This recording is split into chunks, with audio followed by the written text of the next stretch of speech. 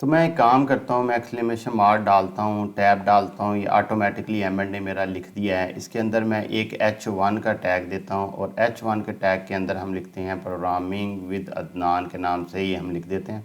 और इसके अंदर हम एक इनपुट का टैग लेते हैं। इनपुट के टैग के अंदर हम इसकी टाइप देते हैं, टेक्स्ट देते हैं और हम इसके ऊपर एक इवेंट लगाते हैं ऑन ब्लर का। ऑन ब्लर जो इवेंट है ये बेसिकली हम देखते हैं कि क्या करेगा।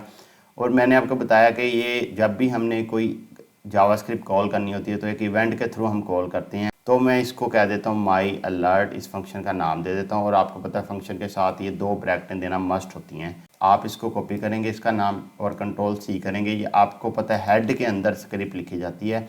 हेड के अंदर को हम स्क्रिप्ट का टैग लेंगे। ये भी HTML का ही टैग है लेकिन इसके अंदर जावास्क्रिप्ट लिखी जाती है। ये HTML को बताता है कि आप जावास्क्रिप्ट इसके अंदर लिखे जाने लगी हैं।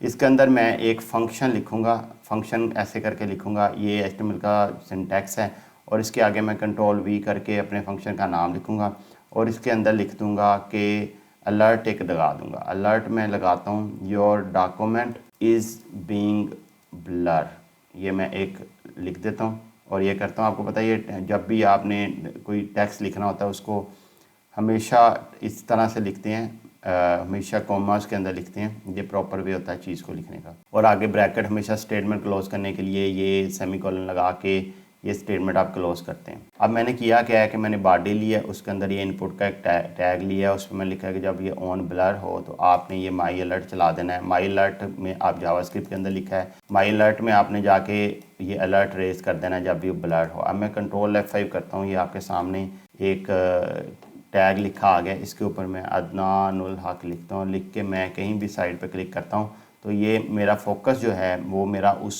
जैसे ही उससे हटा तो आपने देखा कि your document is in blur, ये मेरा अलर्ट जो मैंने लिखा था मेरा आ गया। अब ये साइड पे है, ये ब्लर है, ये इस पर फोकस नहीं है। जैसे मैं फोकस लेके जाता हूँ और फिर आगे करके मैं इससे फोकस उठा के कहीं और क्लिक करता हूँ, ये देखिए फिर जो ब्लर का टैग है वो ऑटोमेटिकली पॉपअप हो गया है जिस पे लिखा है your document is being blur. मैं ओके करता हूँ, ये क्लोज हो जाता है।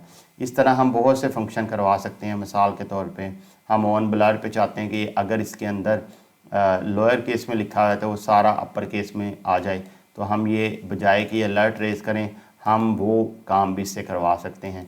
तो वही हमारा फंक्शन वही रहेगा, ये टेक्स्ट ऑन ब्लर ही रहेगा। लेकिन अब इधर मैं कुछ ऐसा काम करूँगा जिससे मेरा जो टेक्स्ट है वो ऑटोमेटिकली पोस्ट आफ्टर ब्लर जब ख़त्म हो तो वो खुद ब खुद अपर केस में कन्वर्ट हो जाए। तो उसके लिए मुझे सबसे पहले ये जो डॉक्यूमेंट है इसको एक आईडी देनी पड़ेगी।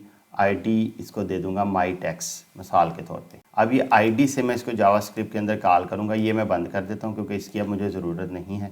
अब जावास्क्रिप्ट के अंदर मैं आईडी को कॉल करूंगा। आपने परेशानी होना, जावास्क्रिप्ट हम सीखेंगे आगे जाके। जावास्क्रिप्ट के अंदर गेट एलिमेंट बाई आईडी के नाम से ये एक टैग है। डॉक्यूमेंट पहले लिखते हैं, फिर हम गेट एलिमेंट आईडी लिखते हैं और उसके अंदर ब्रैकेट डाल के हम इस तरह से कॉमों के अंदर ये लिख देते हैं जो भी हमारा आईडी हो। इसको कंट्रोल C करते हैं, उसको कंट्रोल V करते हैं और हम कहते हैं कि ये अब हमारा जो टेक्स्ट है ना ये x इज इक्वल टू कर देते हैं।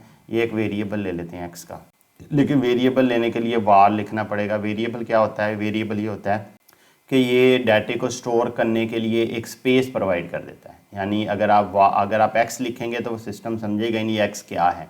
जब आप वार x लिखेंगे तो आप सिस्टम को एक मेमोरी असाइन कर देगा इसको टेम्परेरी तौर पे स्टोर करने के लिए x को, कि हाँ यार ये वार लिखा है, अब हमें पता चल गया ये कुछ वेरिएबल लिखना चाह रहा है, तो वो x के लिए एक मेमोरी असाइन कर देगा। और आपको पता है हर चीज़ जो भी यहाँ पे लिखी जा रही है वो एक मेमोरी के थ्रू लिखी जा रही है। तो वार जो है ये एक वेरिएबल है, ये एक मेमोरी असाइन कर देता है x को। अब उस मेमोरी के अंदर जाके जो आपने चीज़ लानी है, जो आपने सेव करनी है, उसके अंदर जाके सेव हो जाती है। तो मैंने कहा कि gate document dot gate element ID dot माई टेक्स्ट, ये जो नीचे लिखा हुआ है ये लाइन में इनपुट में, इसको खींच लो। खींचो कैसे? अपने आईडी के through, gate element by ID के थ्रू डॉक्यूमेंट के अंदर, डॉक्यूमेंट के अंदर ये जो आईडी है इसे गेट करो। गेट करके उसे अपने पास खींच लो। मैंने कहा ठीक है, मैं इसके अंदर खींच लिया।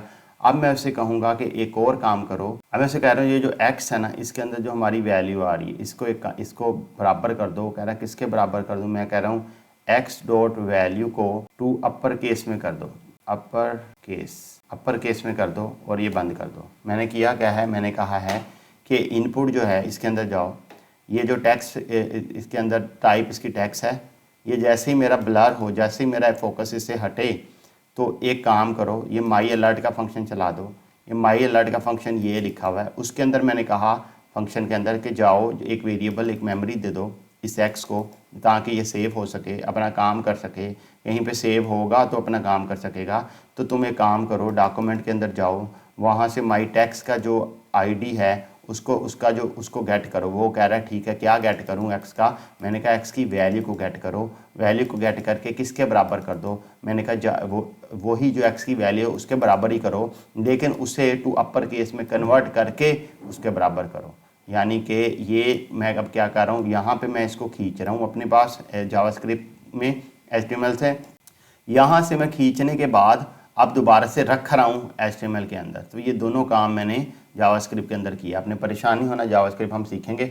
अभी सिर्फ इवेंट, इस ऑन ब्लर के इवेंट का बेनिफिट समझाने के लिए मैं आपको समझा रहा हूँ। अगर फंक्शन ना भी समझ आए तो टेंशन नहीं लेनी है आपने, ठीक है। तो ये अब मैं कंट्रोल F5 करता हूँ, तो ये आपके सामने आ गया। मैं इधर लिखता हूँ छोटे केस में अदनानुल हक। जैसे मैं लिख के साइड पे होता हूँ और साइड पे क्लिक करता हूँ, ये देखने ने बड़े में क्लिक कर दिया।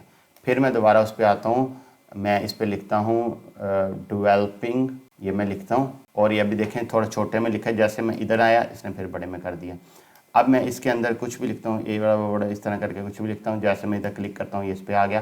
तो ये देखें ब्लर फंक्शन कितने बेनिफिट दे रहा है कि आपने अपने टेक्स्ट को जिस तरह से भी करना है वो इसको चेंज कर रहा है, मैनिपुलेट कर रहा है। और जैसे ब्लर हो रहा है, ये आप साइड पे हो रहा है, ये देखें वो दोबारा फिर अपर केस में सारे को सारे कर ले गया। यानी कि हमने इस फंक्शन को यूज़ करके कितने काम कर लिए। अक्सर आपको ज़रूरत होती है ना कि जो मेरा डाटा है वो एक सिस्टमेटिक तरीके से आए, तो उस सिस्टमेटिक तरीके से हम जावास्क्रिप्ट के थ्रू लाते हैं। और कितने आसानी से हमने डाटे को अपर केस में कन्वर्ट कर लिया यूजिंग ऑन ब्लर फंक्शन।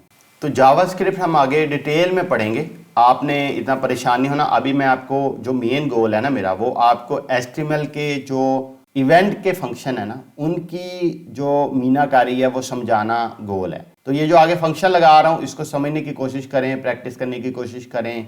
मज़ा भी आपको आ रहा होगा, लेकिन अगर समझ नहीं भी आ रही तो आपने टेंशन नहीं लेनी, क्योंकि इसी वेब सीरीज़ में आगे जाके हम डिस्कस करेंगे जावास्क्रिप्ट को बड़े डिटेल में। तो कोई टेंशन लेने वाली बात नहीं है। सिर्फ मेन गोल ये है कि आप ये समझें कि ये HTML के जो इवेंट हैं ये करते क्या हैं, किस चीज़ में हेल्प करते हैं। आपको एंड गोल आप समझ लग गया होगा। मिलते हैं नेक्स्ट लेक्चर में।